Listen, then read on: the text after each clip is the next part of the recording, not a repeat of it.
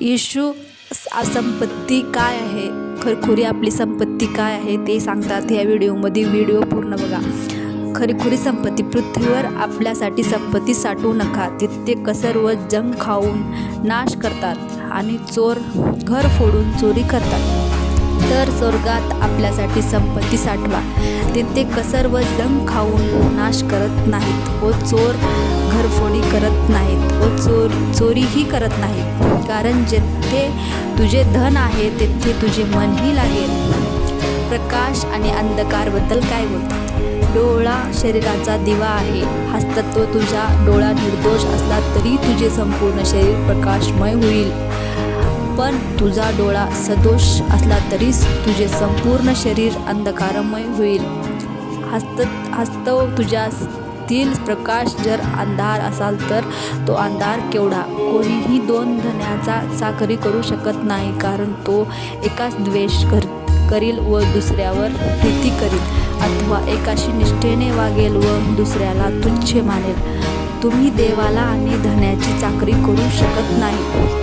चिंता आणि देवावर वास्तव मी तुम्हाला सांगतो की आपल्या जीवाविषयी म्हणजे आपण काय खावे व काय प्यावे आणि आपल्या शरीराविषयी म्हणजे आपण काय पांघरावे ह्याची चिंता करत बसू नका. अन्नापेक्षा जीव आणि वस्त्रापेक्षा शरीर अधिक आहे की नाही. आकाशातील पाखराकडे निरखून पहा, ती पेरणी करत नाहीत, कापणी करत नाहीत की कठोरता साठवत नाहीत, तरी तुमचा स्वर्गीय पिता त्यांना खाण्यास देतो. तुम्ही त्यापेक्षा श्रेष्ठ आहात की नाही. चिंता करून आपल्या आयुष्याची दोरी हातावर वाढण्याची तुमच्यापैकी कोणी समर्थ नाही. तसेच वस्त्राविषयी का चिंता करत बसता? रानातली फुले पहा, ती कशी वाढतात, ती कष्ट करत नाहीत व सूत कातत नाहीत, तरी मी तुम्हाला सांगतो शलोमोन देखील आपल्या सर्व वैभवांना त्यातला एकासारखा सजला नव्हता. जे रानातले गवत आहे व उद्या भट्टीत पडेल त्याला जर देव असा पोशाख घालतो, तर अहो तुम्ही अल्पविश्वासी तो विशेष करून तुम्हाला पोशाख घालणार नाही काय.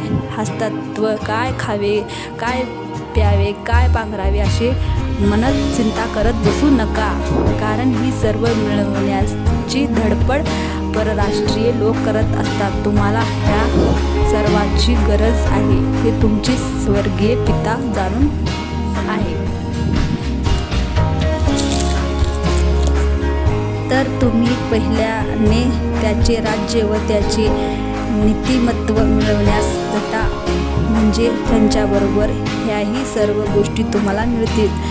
ह्याच तर उद्याची चिंता करू नका, कारण उद्याची चिंता उद्याला ज्या दिवसाचे दुःख त्या दिवसाला पुरे.